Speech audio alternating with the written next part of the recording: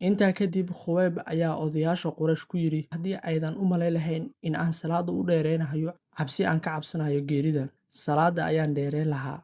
Siciidna waxa uu indhihiisa ku arkay qoomkiisii oo suurad xumeynaya Khubayb oo marba jirkiisa qayb ka jarjaraya, ayaga oo leh ma jeceshahay inuu Maxamed booskaaga joogo adigana aad badbaado.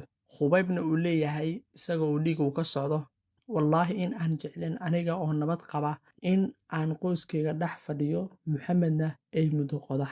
Intaa kadib Siciid bin Caamir waxa uu arkay Khubayb oo indhihiisa xagga samada u taagay isaga oo habaaraya Quraysh.